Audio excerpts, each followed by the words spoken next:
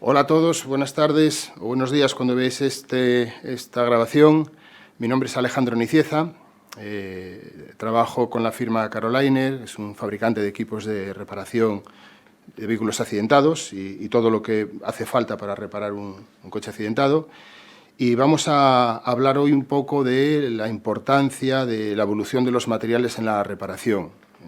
Los materiales han tenido unos cambios espectaculares, como vamos a ver en unos vídeos, que permite que los coches hoy sean realmente seguros, ¿vale? Esto plantea al taller de reparación dos problemas grandes. El primero es, tenemos que reparar los coches con seguridad para que el coche, cuando está en la calle nuevamente, el conductor esté en la misma situación, y hay que hacer que este trabajo sea rentable. Si no lo hacemos rentable, no lo vamos a hacer muchas veces. Bien, entonces voy a mostrar ahora dos vídeos de dos coches, de dos segmentos muy diferenciados, que todos lo vais a comprender, en el cual vemos que estas mejoras afectan a todos los coches, y que, por lo tanto, es un tema a tomarse muy en serio para hacer bien los trabajos. Vamos a ver estos vídeos. Este primero es una comparativa de la evolución de coches de hace 15 años al día de hoy, de un Citroën Saxo con un Citroën C3. Y lo que vais a apreciar, sin ser expertos en ojear coches accidentados, es que la célula donde está el conductor en los coches modernos se ha convertido en un nido de seguridad, en el cual las deformaciones nunca llegan a afectar a la zona del conductor. Aquí estamos viendo el Citroën Saxo con distintos impactos y ahora enseguida veremos el equivalente al coche moderno y vais a ver la enorme diferencia que hay. Esta es la prueba de 60 km por hora y ya apreciáis perfectamente que el habitáculo del coche mantiene todas sus características, que no se ha visto deformado para nada. Bueno, esto tiene un trabajo detrás enorme, como vamos a ver en este ratillo, y es en lo que tenemos que trabajar y concienciar de qué hay que hacer y qué no hay que hacer. Voy a pasaros al vídeo siguiente, que es un coche de otro segmento, porque podríamos pensar que estas mejoras solamente han ido los coches de marcas premium, pero no, estas mejoras están en todos los coches. Ahí habéis visto el coche del 99, el primer modelo, cómo se desintegraba, y estáis viendo el coche del 2014, cómo el habitáculo se mantiene en perfectas condiciones.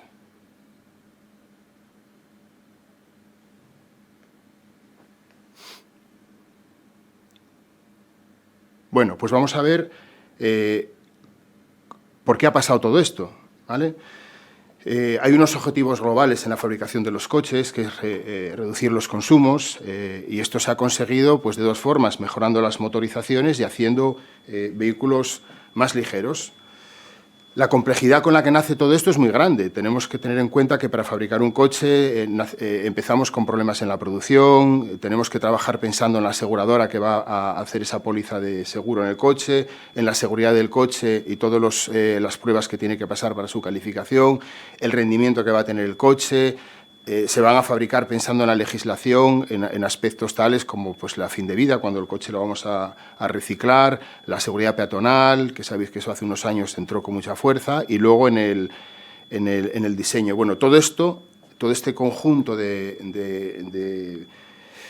requisitos para la fabricación son los que nos han permitido llegar a donde hemos llegado. Bueno, como en el coche el protagonista es el acero, que es lo que nosotros reparamos cuando hay un accidente, vamos a pasar muy rápido, sin querer hacer una masterclass, con los materiales que se emplean en la carrocería, ¿vale? Bueno, muy rápidamente, en esta diapositiva lo que tenemos es la relación entre la densidad y la elasticidad. Los materiales que tienen una mayor densidad tienen una menor elasticidad y el éxito es tener materiales menos densos con más densidad, es decir, que soporten mejor los daños que sufren. Vamos a ver ya continuamente estos gráficos con estos colores y que os adelanto un poco, puesto que representa las distintas calidades de los aceros. En este caso creo que es un BMW de la serie 5 actual, en el que tenemos la descripción técnica de cada acero. No vamos a reparar en ello, pero fijaros los distintos que son los materiales según la zona del coche. Más oscuro, más robusto, más claro, menos índice elástico. Bueno. Continuamos y esto es lo que vais a tener que tener claro, que en esta escala vamos a trabajar. Los verdes están relacionados con los aluminios, los rojos están relacionados con los aceros de ultra alta resistencia, que es lo que va en la célula del conductor, y de ahí vamos bajando el color, que es lo que nos indica que el límite elástico es más bajo. Bueno, ¿qué más materiales nos encontramos en el coche? Tenemos carrocerías de aluminio. Dentro del aluminio tenemos distintos tipos, tenemos piezas que son de aluminio hidroformado, tenemos secciones extruidas, tenemos piezas de aluminio de fundición, sobre todo en zonas de mucho sufrimiento, como los soportes de los amortiguadores, tenemos aluminio prensado. Todo esto nos empieza a plantear unos nuevos retos en el taller. Cuando vamos a reparar el coche y unir estas piezas, lo que toda la vida se hizo pierde valor. Si vamos a unir un componente de acero con uno de aluminio, pues vuestros operarios se encuentran, que lleva ya muchos años, que empezamos a trabajar con adhesivos y con remaches. Y empezamos a tener que saber cómo nos dice el fabricante cómo hay que hacer estos trabajos. Tenemos coches ya con fibra de carbono y en el futuro pues tendremos nuevos componentes basados en la nanotecnología y los composites. Bueno, voy a hacer una pasada muy rápida con los tipos de aceros. En este gráfico vamos viendo qué es lo que buscamos. Buscamos materiales que tengan una gran resistencia a la deformación por la fuerza que están recibiendo. Entonces, los primeros elementos estáis viendo que tienen una gran deformación con una fuerza muy pequeña, y los últimos, llegando a 1400 megapascales, apenas tienen deformación en porcentaje en milímetros. Siempre vamos a buscar materiales con poca deformación. Aquí estamos viendo qué pasa a un acero cuando lo golpeamos. La parte recta nos indica cuando el material recupera su posición inicial, es decir, no se ha deformado, y todo lo que va de la parte recta hacia la derecha indica que este material se ha deformado. Este es el comportamiento convencional del acero. Al final del todo, ¿qué pasa? Que el acero se rompe. Donde termina la curva es el punto en el cual no tenemos más acero. Y aquí ya vemos lo primero, que es bastante interesante. Estos son los aceros, la evolución que ha habido desde hace 20 años, los aceros dulces, hasta los aceros al boro y otros materiales tratados más resistentes. Y lo que estamos viendo es el límite elástico que tienen, megapascales, ¿vale? 1200 son los aceros al boro, aceros que van en las zonas de pilares de puertas, montante superior, y los más bajos, que en 200 megapascales ya las piezas se empiezan a deformar, son los aceros antiguos.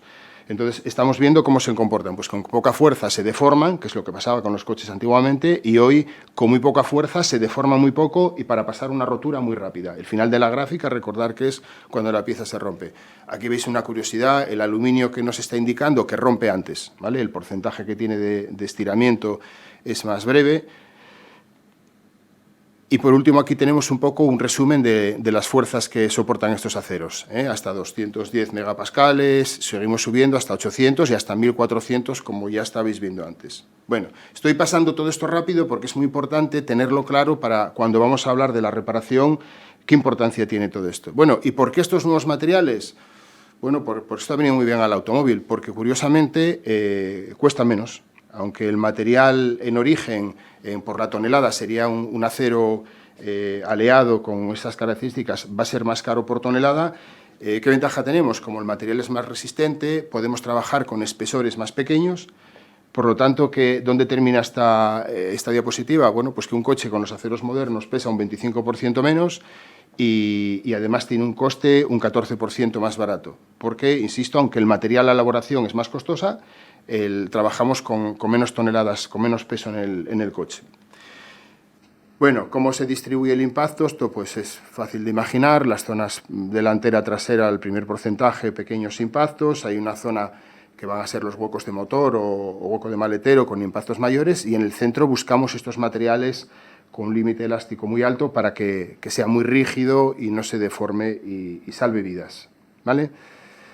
Vamos a ir viendo ahora rápidamente la evolución en los gráficos de colores, que por eso hablé antes, de un coche del 92. Pues veis que un coche del año 92, un acero Alboro de 1.400 megapascales, lo tiene solamente una zona, el pilar B en la zona alta y el montante superior, y en esta vemos muy claro el cambio. Aquí tenemos un coche del año 2001 y el mismo modelo del 2015. Bueno, pues tenemos casi un 50% con aceros de alta resistencia entre distintos niveles, mientras que el del año 90 tiene solamente un 7%.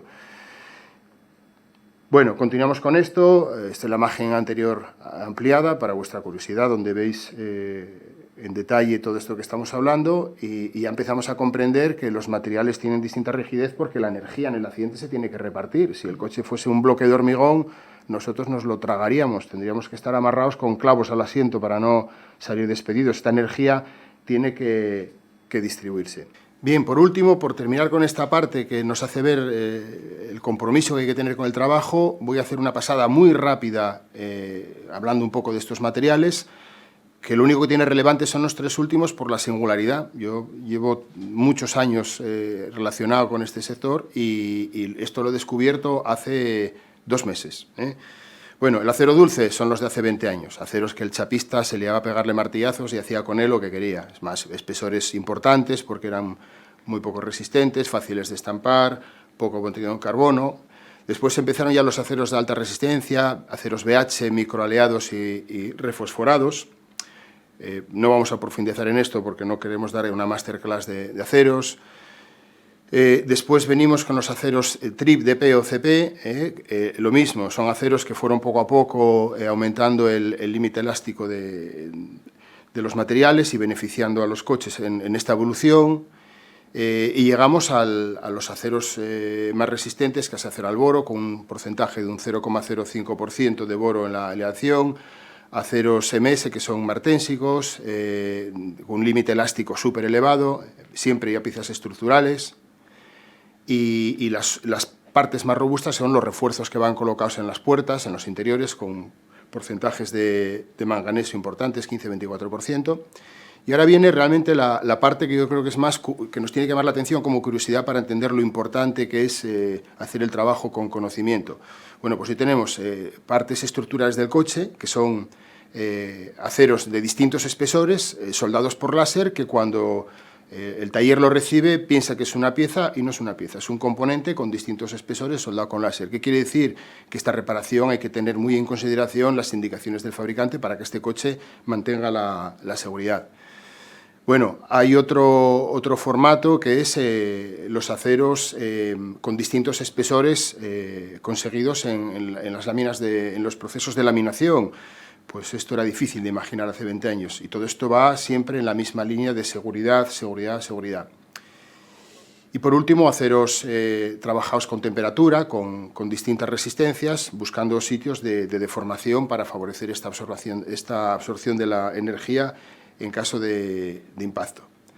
Bueno, todos estos materiales, ¿de qué van acompañados? De una ingeniería muy importante que trabaja para ver cómo se distribuye la energía en caso de impacto, sabiendo que hay zonas que tienen que mantener su forma y otras que se han de deformar para absorber esta energía y que no sean las que hagan daño a los ocupantes, como veis en los vídeos. Bueno, pues ahí veis en la diapositiva anterior, en un accidente lateral, cómo se redistribuye. Aquí estáis viendo en un accidente frontal cómo se redistribuye esta energía, ¿vale? Y a partir de aquí viene, una vez que sabemos que los coches tienen aceros con unas calidades muy importantes, con unos límites elásticos muy importantes, tenemos un reto cuando el coche llega accidente al taller, que es que el coche salga en las mismas condiciones de seguridad. Si igual tiene un accidente, esto no sea un problema que haya pasado por el taller y lo tenemos que poner el otro lado de la balanza. Este trabajo hay que hacerlo con rentabilidad. No podemos perder dinero reparando coches, no deberíamos, o no deberíais. Bien, importante, para que este coche salga en las mismas condiciones de seguridad, trabajar con los manuales de reparación de los fabricantes. Todos los fabricantes tienen manuales de reparación en los que indican detalladamente, de principio a fin, todo lo necesario. Yo he visto manuales en los cuales se incluye, pues, hablando de los materiales nuevos, desde las medidas empezando por medidas de seguridad laboral, equipos, maquinaria y utillaje homologado, si tenemos que poner remaches, hasta la referencia y el diámetro del remache, las brocas con las que hacemos agujeros, qué máquinas vamos a utilizar. Son manuales muy extensos, que no pretendo aburriros ahora con ellos, pero sí voy a sacar cuatro páginas de dos de los que he tenido oportunidad de tener delante. Esto es, por ejemplo, una sustitución de un panel lateral de un coche de aluminio, y fijaros el nivel de información en el cual el fabricante nos dice en la remachadora que coloca el remache, la presión que tiene que ejercer, el número de remaches, la separación en la que van y las medidas de estos remaches que vamos a colocar.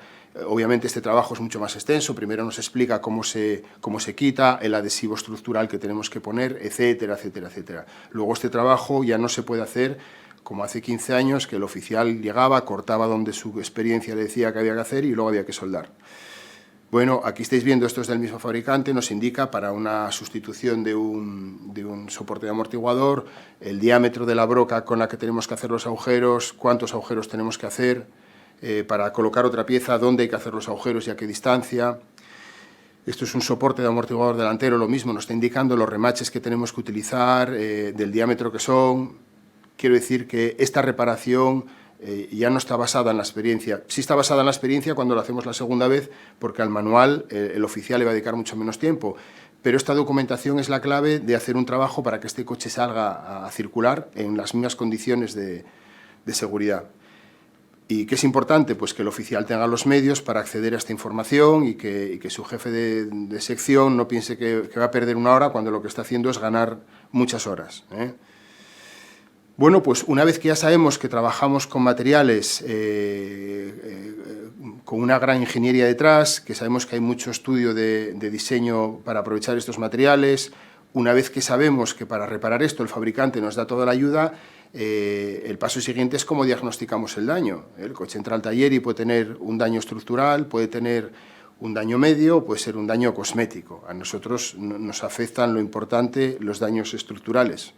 Mi empresa fabrica equipos para reparar estos daños. Bueno, pues lo primero que tenemos que hacer es, en estas carrocerías con un límite elástico tan alto, con deformaciones tan pequeñas, tenemos que saber si el coche está bien o mal.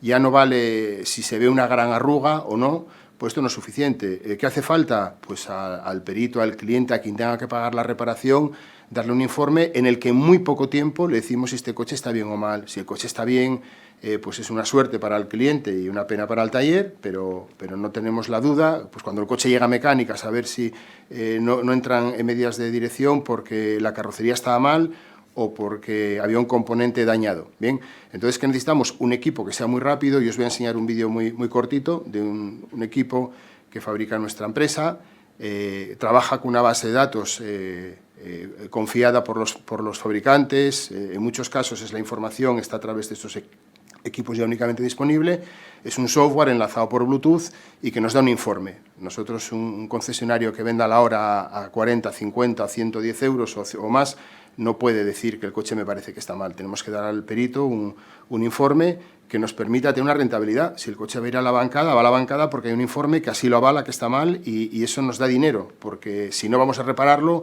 igualmente, pero sin cobrar este dinero. Yo voy a enseñaros ahora muy rápido, con este equipo, que es súper sencillo, un informe. O sea, ¿qué información tenemos con estos equipos cuando el coche ha pasado la diagnosis? Pues en este caso era un coche accidentado, que realmente no era diagnosis, era una demostración que hicimos. Pues ahí vemos la columna con los valores del fabricante, los valores que hemos medido y las diferencias. Y este equipo, como novedad por el software tan avanzado que tiene, aun siendo un compás, nos permite tener medidas en alturas a través de un inclinómetro digital que tiene. Por lo tanto, el primer paso es diagnosticar bien el daño para hacer un buen presupuesto. Si el daño no está bien diagnosticado y no hacemos un buen presupuesto, pues va a ser muy difícil tener un trabajo en el que haya una rentabilidad. Un daño mal diagnosticado pues hace que el coche vaya al mecánico a hacer la dirección y que luego pues son dolores de cabeza para saber qué está mal, si algún componente de la mecánica o la carrocería. Bueno, tenemos equipos más complejos que miden ya en 3 dimensiones, que son los que están instalados en las bancadas, medidores electrónicos. El medidor electrónico nos da medidas en 3 dimensiones de toda la carrocería, tanto una diagnosis como una reparación, pero este lleva un poco más de tiempo la implantación. En los informes vemos ahí, podemos configurarlos, decir en verde lo que está bien, en valores nominales lo que está mal. Y una vez que el coche sabemos si está bien o mal, que es la base para intentar hacer un buen presupuesto, vamos a la reparación. ¿Qué necesitamos para reparar los coches? Necesitamos equipos preparados para hacer los trabajos con aluminio y trabajos con acero. Bueno, aquí tenemos un resumen de toda la herramienta del taller y obviamente yo no os voy a hablar de toda la herramienta del taller. Voy a hablaros de lo que considero que es relevante para hacer ese trabajo con seguridad cuando ese coche vuelva a la carretera, que además son los equipos que fabrica mi empresa. Pero bueno, creo que verdaderamente es lo que vale la pena. Bueno, ¿qué necesitamos? Si el coche tiene un accidente, una bancada. Una bancada, ¿para qué nos sirve? Para llevar estructuralmente el coche al sitio y colocar las piezas nuevas con seguridad, con las medidas.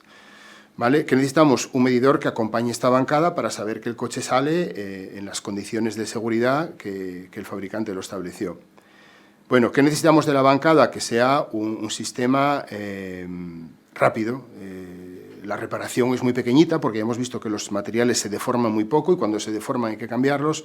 Por lo tanto, aquellas reparaciones de 50 horas o de 100 horas de antaño, hoy, por muy grande que sea el siniestro, el tiempo de reparar es muy poco porque los materiales no se deforman y los que se deforman hay que sustituirlos. Por lo tanto, tenemos que tener equipos rápidos.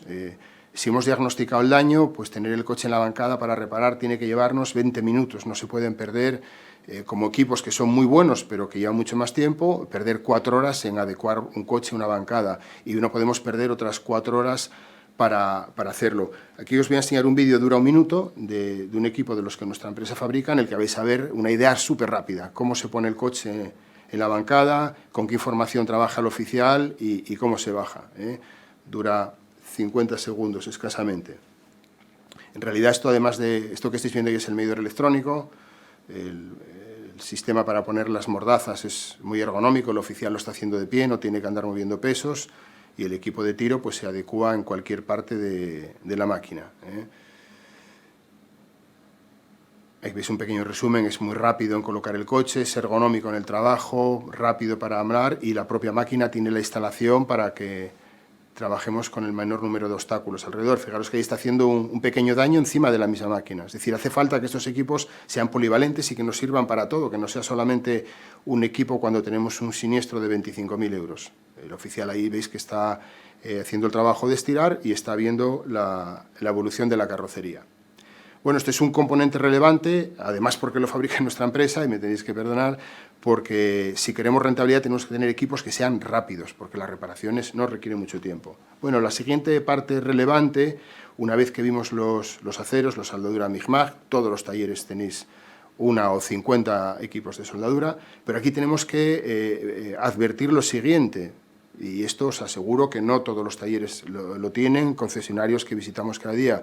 A ver, hoy todos los aceros de los coches están galvanizados. El proceso de un acero galvanizado consiste en colocar una película de zinc por encima, que es la que lo protege contra la corrosión. Bueno, ¿qué sucede? Que si con las máquinas que toda la vida habéis soldado vais a hacer una unión de 2 piezas con una soldadura de acero, pues pasa esto. El acero funde a 1500 grados, el zinc se evapora a 900, por lo tanto, la propia soldadura está dañando el material de protección, que es el zinc, y ese componente pues, va a tener problemas de corrosión en el tiempo.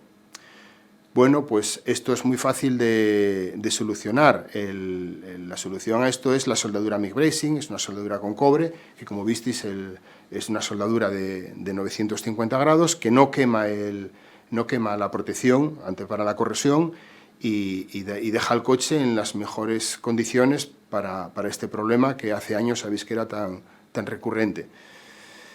Vale, otro punto relevante en la reparación de este tipo de siniestros importantes, soldadura por puntos de resistencia, siempre que tenemos que unir componentes que van pegados unos al otro, pues esta es la soldadura ideal. ¿Por qué? Porque lo que vamos a hacer es calentar en la menor superficie la zona de trabajo. Y si este coche, desafortunadamente, tiene que volver al taller, quitar este punto de soldadura es igual de fácil que el coche cuando sale de la fábrica. Si hacemos una soldadura de las antiguas con la máquina de hilo, pues es un drama porque lo que tenemos es una zona fundida muy grande que va a costar mucho trabajo desmontar. Bueno, Hemos visto materiales con un límite elástico súper alto, materiales al boro, muy duros. ¿Qué pasa? Que juntar para dar un punto de resistencia a dos materiales tan resistentes, ¿qué necesitamos? Pues que esta máquina de puntos de resistencia tenga una pinza con una fuerza enorme. Necesitamos máquinas de más de 500 decanewton, necesitamos máquinas que hagan 12.000 amperios. Y yo sé que esto cuesta entenderlo cuando os llegan en las auditorías los delegados de la marca y te dicen, ahora la máquina tiene que ser de 14.000 amperios. Y claro, ya comprendo que os hacéis cruces con lo que cuestan, pero el problema es que los modernos aceros y la evolución que está teniendo hace que la máquina que comprasteis hace 10 años, que era de 10.500 amperios, pues ya no garantiza ese trabajo. Y viene el momento doloroso de tener que comprar otra máquina. Esa es la explicación. Bueno, más cosas relevantes en la reparación estructural, el remache. El remache, estamos viendo que en las carrocerías de aluminio, que no podemos soldar por temperatura porque el aluminio es muy conductor y no se puede hacer, se está utilizando el remache como medio para ensamblar las piezas. Incluso en el acero hay fabricantes que en componentes de acero tan importantes como un larguero, la sustitución se hace con adhesivos y con remaches. No calentamos el material, requiere menos cualificación. Bueno, ahí estáis viendo los dos tipos de remaches importantes que se utilizan. El de la izquierda es el remache repujado en fábrica y que puede ser de reparación después en un componente de aluminio, y es un remache que una vez colocado, con su adhesivo y con todo lo que nos explica el fabricante del coche, a la vista queda como un punto de soldadura.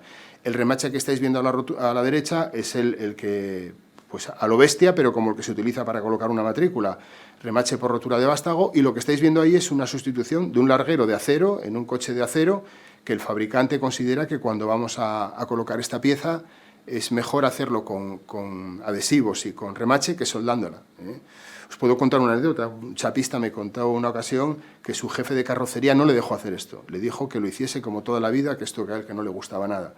Fijaros, lo importante que es la formación, el conocimiento y el pensar que eso da mucho valor al taller. Bueno, las remachadoras básicas que se utilizan son estas dos que veis aquí. La de la derecha es la de rotura de vástago, la de la izquierda es la que coloca el remache estampado. El remache estampado es el que veis abajo a la derecha, queda muy finito, es el que va especialmente en las carrocerías con aluminio. Y el otro es el de toda la vida.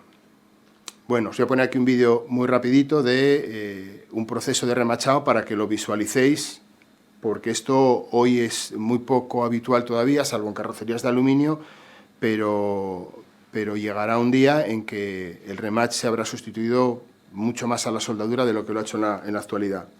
¿Vale? La remachadora está basada en un equipo hidráulico que genera presión, una pinza que prensa el remache y unos adaptadores que dan la forma que el fabricante necesita para ese punto. Vamos a ver esto que va rapidito. Ese es lo que estáis viendo ahí, el elemento que crea el aire de la presión en la pinza.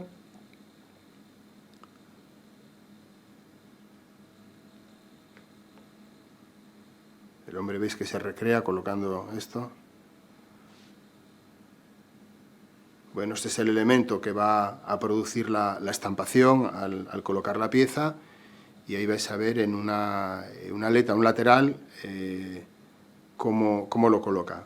Estos remaches que se colocan requieren unas plantillas llamadas buterolas para... Cada fabricante tiene su kit. Esto que está abriendo ahí, pues no sé de qué fabricante es, ¿vale? Estas son las matrices y esto es lo que se va a utilizar para colocar este remache en un lateral, en un coche de aluminio, para que al poner la goma de la puerta quede bien.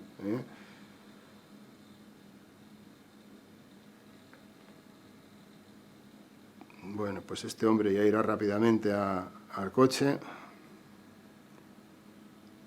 ¿Vale? Esa es la plantilla para ese remache que el fabricante pide. Ahí va a colocar el remache. Y ahora mismo lo vais a ver en el coche cómo es la operación. El vídeo tarda más tiempo en prepararlo que en colocar el remache. Le iba a regular la presión según las indicaciones.